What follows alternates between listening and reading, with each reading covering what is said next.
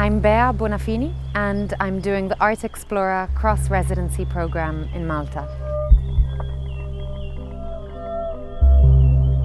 So glad to meet you. First question, where are we? We're in a little hidden part of Valletta. It's where the old fishing huts are, and it's also one of the swimming spots in the city. But it stayed pretty much the same. It's also the entrance of one of the ports. I was invited here by Eugenio Viola, the Italian curator. My work has often looked at the cross-fertilization of cultures across the Mediterranean, mythologies that have been shared, the collective unconscious, symbols, archetypes, and so on.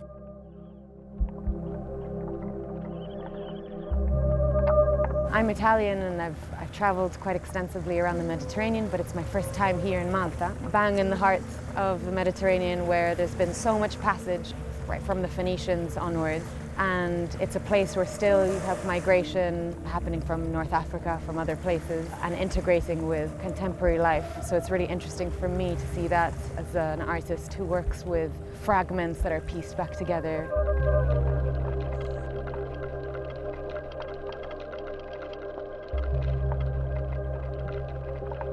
I started the production trying to be as open as possible. It was about a week after I arrived. So I'd seen something, but I was still researching sites as I was producing. So I tried to let the production flow and allow my kind of absorption of what I was seeing feed into the work as naturally as possible.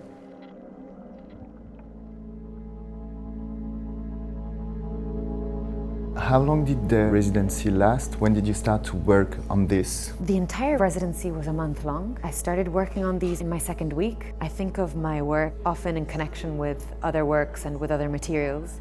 So this is not necessarily the finished piece. It will then be complemented by the way it's installed, by the material it's installed on. So right now they feel like they've been carved from stone, which I really like. But I'd like to emphasize perhaps some of the blues and the turquoises that I initially wanted to see.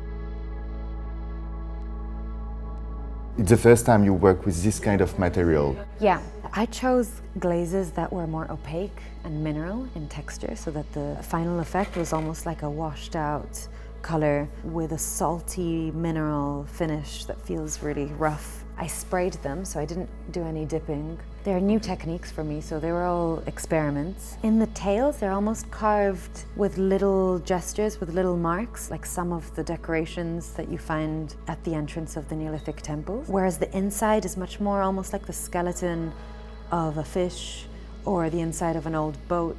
They use traditional lutsus here. They're the traditional fishing boats, which are very colorful and have these two eyes at the front, which make them more anthropomorphic.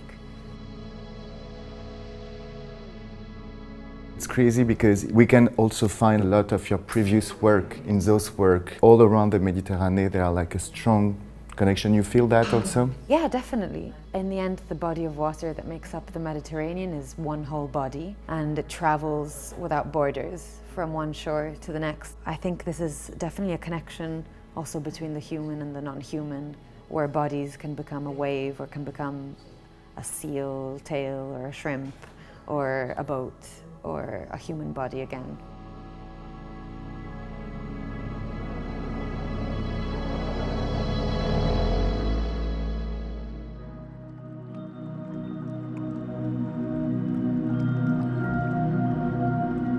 Why did you want to brought us here specifically in this part of the island?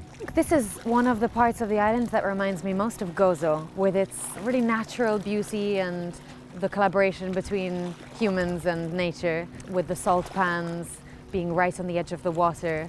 And now that they're out of use, it starts being reclaimed by the sea. So you see a lot of geometric forms that would have been man-made that are starting to become more and more organic, starting to take more organic shapes. And so I like this reclaiming aspect. Also, the formation of the limestone here has been carved, so you get these wave-like effects. The sea is really spectacular, and you get, in this period of time, you get all the spring blossoms and the Mediterranean flora on top of the cliffs. There are two kinds of limestone that are used a lot here, and one of them is very honey-colored, and it's soft and it's easy to sculpt. And actually the way the ceramics turned out with the glazing and the color of the stone meant that actually they look much more like some carved limestone that you would find on the edge of the sea.